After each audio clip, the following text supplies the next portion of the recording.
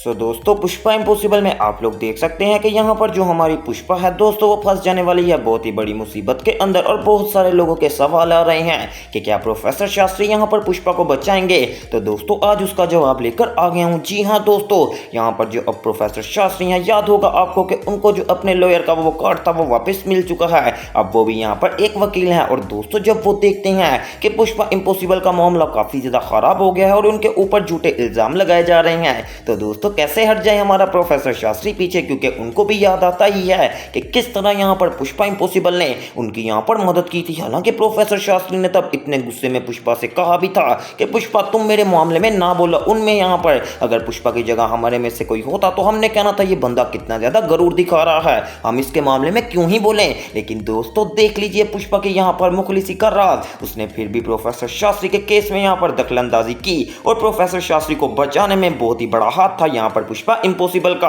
अब मुश्किल की घड़ी आ गई है यहाँ पर पुष्पा इम्पॉसिबल के ऊपर। तो प्रोफेसर शास्त्री किस तरह पीछे हटेंगे, वो यहाँ पर उम्मीद है कि यहाँ पर प्रोफेसर शास्त्री बहुत ही बड़ा काम करने वाले हैं और जो भी इस सब के पीछे मास्टरमाइंड है उसको यहाँ पर जड़ से उखाड़ कर फेंक देंगे। फिलहाल के लिए दोस्तों इस सब के पीछे मुझे मास्टरमाइंड जो इस बार नजर आ रहे हैं वो कोटक सर हैं। और ये भी तो हो सकता है कि कोटक सर के साथ भी कोई मिला हो, जिसमें मुझे बार बार एक ही नाम याद आता है और वो नाम है कदामरी का। दोस्तों आपको क्या लगता है कि क्या कोटक सर कदामरी के साथ मिले हो सकते हैं या फिर नहीं। फिलहाल के लिए दोस्तों जब पुष्पा इम्पॉसिबल को नीचे से मैसेज आता है कि आपको यहाँ पर जो इंटर्नशिप के एग्जाम के जजेस आए हैं वो आपको बुला रहे हैं, तो पुष्पा कहती है ठीक है प्रोफेसर जी, अब हमें नीचे जाना ही पड़ेगा और जाकर उनके सारे सवालों के जवाब दूंगी, इसी तरह तो सारा मामला ठीक होगा। अब दोस्तों यहाँ पर पुलिस भी आ जाने वाली है ऊपर और प्रोफेसर शास्त्री को कहती है कि सारे बंदे आपको नीचे बुला रहे हैं, अगर यहाँ पर पुष्पा झूठी करार हुई तो हम इनको ले जाएंगे यहाँ पर थाने में और जाकर इनसे बहुत ही ज्यादा तफ्तीश भी होगी। तो दोस्तों पुष्पा कहती है कि कोई बात नहीं,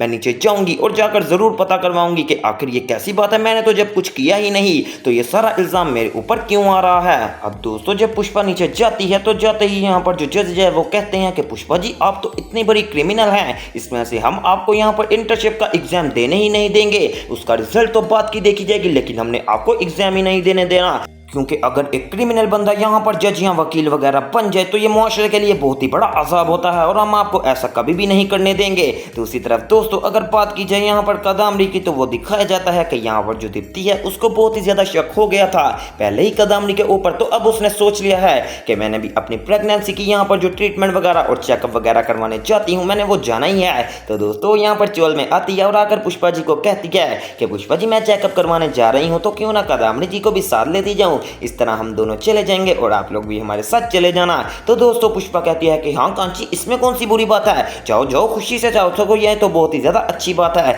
कि हर बंदे को अपना चेकअप करवाना चाहिए। तो दोस्तों कदामरी कहती है कि पुष्पा जी आप ठीक तो कह रही हैं, लेकिन बात करने का मकसद ये है कि आज गणपति पप्पा जी की यहाँ पर प्रार्थना करनी है और साथ ही साथ मुझे घर में भी और भी ज्यादा जरूरी काम है, तो आप लोग चले जाइए मैं बाद में चली जाऊंगी। तो दोस्तों पुष्पा कहती है कि कदामरी ऐसी भी कौन सी बात है, तुझे यहाँ पर अपना बच्चा ज्यादा अजीज है ना, तो चल कोई बात नहीं हम चलते हैं हॉस्पिटल, तेरे साथ ही जाएंगे और तेरे साथ ही वापस आ जाएंगे। अब दोस्तों फिर भी कदामरी बात को घुमाने की पूरी कोशिश कर रही होती है और पुष्पा को कहती है कि पुष्पा खाली ये नहीं मेरी वैसे भी तबीयत खराब है, मैंने कहा है ना कि मैं कल यहाँ से चली जाऊंगी। अब दोस्तों यहाँ पर कदामरी बात कर ही रही होती है कि पीछे से आ जाने वाले हैं जुगल जी और दीप्ति यहाँ पर जुगल जी से पहले भी मिली हुई है और उन्होंने कहा था कि जुगल जी मैं आपसे जो भी बात करूं आपने बस हाँ में हाँ मिलानी है। तो दोस्तों जुगल जी कहते हैं कि क्या हुआ पुष्पा इतने ज्यादा बोल क्यों रहे हो। तो दोस्तों साथ ही दीप्ति कहती है कि जुगल जी क्यों ना हो कि मैं जा रही हूँ आज यहाँ पर अपने बच्चों का चेकअप करवाने के लिए और प्रेगनेंसी का सारा चेकअप करवाने के लिए, तो मैंने सोचा कि कदामरी भी तो प्रेग्नेंट है तो मैं भी इनको अपने साथ ले जाती हूँ और जाकर इनका भी चेकअप करवा दूंगी।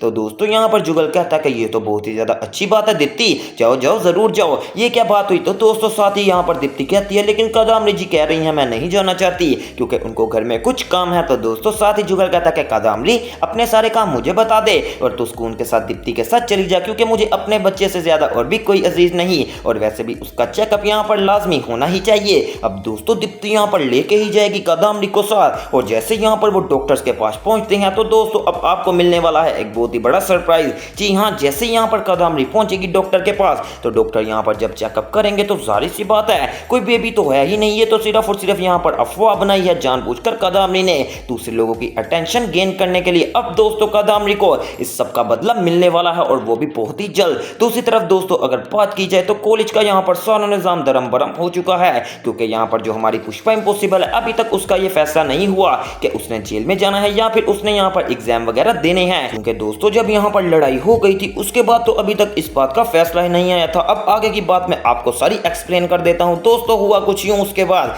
कि यहाँ पर जो पुष्पा वो नीचे आती है, वो बहुत ही ज्यादा मिन्नत तो करती है, लेकिन फिर भी यहाँ पर बहुत ही ज्यादा मनाने के बाद जो जजेस हैं वो कहते हैं कि चले ठीक है पुष्पा जी, हम आपको एक मौका दे ही देंगे। लेकिन दोस्तों इसी दौरान यहाँ पर नैना खड़ी हो जाती है और कहती है कि ये कैसी बात हो गई, आप यहाँ पर पुष्पा इम्पॉसिबल जो कि एक बहुत ही बड़ी क्रिमिनल है उसको मौका दे देंगे। आपको पता है कि आप अपना फ्यूचर तबाह कर रहे हैं। कल को अगर आपकी बच्ची का कोई केस हो और वो पुष्पा इम्पॉसिबल पकड़ ले और उसको यहाँ पर झूठे केस के अंदर यहाँ पर अंदर करवा दे तो इसका जिम्मेदार कौन होगा। अब दोस्तों यहाँ पर नैना जानबूझकर जजिस का पारा हाई कर रही होती है, तो पुष्पा कहती है कि नैना अपने काम से काम रखो। तो दोस्तों यहाँ पर जजिस में से एक काफी ज्यादा बुजुर्ग बंदा होता है, तो वो कहता है कि वैसे नैना कह तो बिल्कुल ठीक रही है, हमें इंसाफ से काम लेना चाहिए। पुष्पा जी जब तक यहाँ पर आप अपने आप को निर्दोष साबित नहीं कर लेती तब तक हम यहाँ पर आपको एग्जाम में आगे जाने नहीं देंगे, और तब तक के लिए आपके एग्जाम के ऊपर रिजेक्शन लग गई है। इस साल जो भी होगा वो यहाँ पर इन बच्चों में से चूज किया जाएगा, हो सकता है कि वो नैना पटनागर ही हो जाए। तो दोस्तों पुष्पा कहती है कि मैं आपको सबूत दूंगी। लेकिन दोस्तों आप लोगों को याद होगा कि पुष्पा ने जब यहाँ पर फोन किया था रजत को, तो रजत ने अपना फोन जानबूझकर बंद कर दिया है, क्योंकि जाहिर सी बात है कि उसके बाप ने रजत को इतनी बड़ी ऑफर क्यों करवा दिया है, और उसको कनाडा का वीजा भी भेज दिया है, कैनेडियन डॉलर भी भेज दिए हैं, और साथ ही साथ यहाँ पर हर चीज रहने सहने की सारी असज भेज दी है, और कहा है कि तुम्हारे पास दो ऑप्शन है, एक ये है कि पुष्पा का साथ दो और दूसरी ऑप्शन ये है कि अपनी अकेले लाइफ गुजारो और तुम्हें अच्छे खासे पैसे भी दूंगा लाइफ गुजारने के लिए। दोस्तों यहाँ पर रजत ने वो कर दिया है जिसकी यहाँ पर हमें रजत से बिल्कुल भी उम्मीद नहीं थी। रजत ने सोचा कि एक तरफ मुझे यहाँ पर बस दोस्त मिल रही है और दूसरी तरफ पूरी जिंदगी की आजादी, तो मैं अपनी आजादी को चूज करूंगा और ये मैं मौका अपने हाथ से जाने नहीं दूंगा। इसमें से मैं साफ साफ कहता हूं कि मैं डैड से आपको यहाँ पर जो सारे पेपर आपने मुझे देने हैं डैड वो मुझे दे दीजिए और मैं यहाँ से जा रहा हूँ, और पुष्पा जी का मुझे फोन भी आएगा तो मैं फोन नहीं उठाऊंगा। बस दोस्तों इसी वजह से यहाँ पर अब रजत ने अपने पापा का फोन भी नहीं उठाया, और उसके बाद यहाँ पर ना पुष्पा का उठाया और ना ही कोयल का, क्योंकि वो जानता है कि अगर मैंने उनका फोन उठा लिया तो मुझे सच बताना ही पड़ेगा। फिलहाल के लिए दोस्तों बहुत ही ज्यादा गलत सीन हो गया है। बहुत सारे लोग कह रहे हैं कि ये पुष्पा का अब यहाँ पर डाउनफॉल शुरू हो जाएगा, कि पुष्पा के ऊपर झूठे इल्जाम लग जाएंगे। तो मैं उनको एक ही बात बताना चाहूंगा कि आप लोग ये बात क्लिक कर ले लीजिए, जो बंदा दूसरों का फायदा करता है कभी भी उसके साथ बुरा नहीं हो सकता। इस ड्रामे में हमें यही सीखने को मिल रहा है कि पुष्पा हमेशा दूसरों की मदद करती है, और आज जब पुष्पा के ऊपर मुश्किल टाइम आया है तो प्रोफेसर शास्त्री भी पीछे नहीं हटेंगे। ये होता है ओरिजिनल दोस्ती और यहाँ पर एक दूसरे का साथ देना। फिलहाल के लिए दोस्तों अब आने वाला ट्रैक काफी ज्यादा मजेदार रहेगा, जो कि देखना मिस मत कीजिएगा, और इस तरह की मज़ीद अपडेट्स के लिए मेरे चैनल स्पाइसी एंटरटेनमेंट को सब्सक्राइब करें।